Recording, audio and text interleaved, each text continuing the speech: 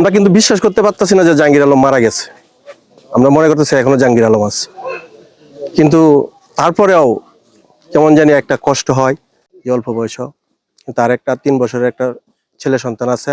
মিশনে যাওয়ার আগেও কয়েকবারই আমাদের সাথে বলছে যে মামা আমি যাই, আমরা দোয়া করিও, মিশনতে দেখি যে মিশনটা করি আই। আমরা তো বললাম এই শত হাসি মুখে এই বিদায় দিছে, কিন্তু এই অবস্থা হইব যে এটা মানে মান্য নেওয়ার মতো কোনো কিছু নাই। আমার নাতি আমাদের জাহানি তার আল্লাহ তৌফিক দান দিছে, নি আমাদের প্রজেক্ট হয়ে গেছে। আমার নাতিটাকে বলতাম আমি চাই যে তার একটি ছেলে রেখে আছে 3 বছর এবং স্ত্রী রেখে আছে। স্ত্রী যাতে যাতে সরকার থেকে একটা কর্মস্থান পায়। আমরা একই একই সেম জায়গা না, আমরা পার্শ্ববর্তী আরেকটা ক্যাম্পে ছিলাম একই দেশে, কিন্তু এইভাবে আসলে সবচেয়ে বড় কথা বাংলাদেশ সেনাবাহিনীতে এই প্রথম ড্রোন হামলা হইলো, যে ড্রোন হামলা আমরা কখনোই সম্মুখীন হইনি। আস্তে আস্তে আসলে আমরা এর সঠিক সিদ্ধান্তে উপনীত হব, যেন পরবর্তী যেন এই ড্রোন হামলা হইলে আমরা তার আগেই যেন তা সমাধান করতে পারি। আমার ঊর্ধ্বতন কর্মকর্তা যারা আছে অবশ্যই সেদিকে নজর রাখবেন। ছুটিতে আসছি, যখন আমি শুনি সে মারা গেছে আসলে নিজেকে সামলাতে পারি নাই। আমার বাড়িও পাকুমদিয়া সদর, কিন্তু আমরা একই জায়গা ছিলাম, একই বিল্ডিং আমরা থাকি।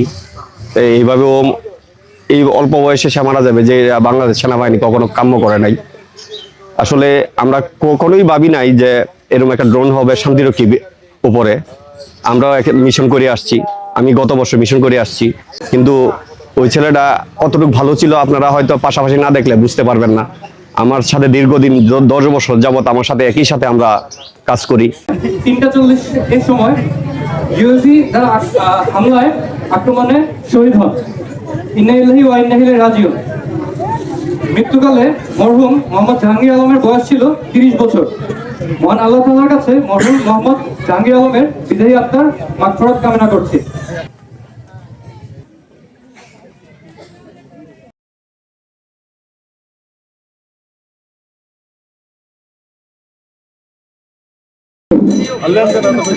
তার কাছে আপনার লিঙ্ক থাকে দেখেন আমার কাছে, আমি আছি, আমার বড় ভাই খানি আর আমার বাবা আছে, আমার চাচা আব্দুল আলী, তার কাছে করতে পারেন।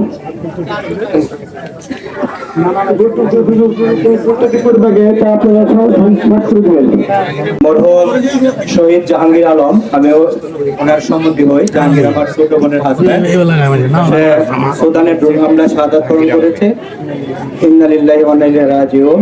আপনারা জাহাঙ্গীরের জন্য দোয়া করবেন, আল্লাহ যেন জাহাঙ্গীরকে শহীদ হিসাবে কবুল করেন।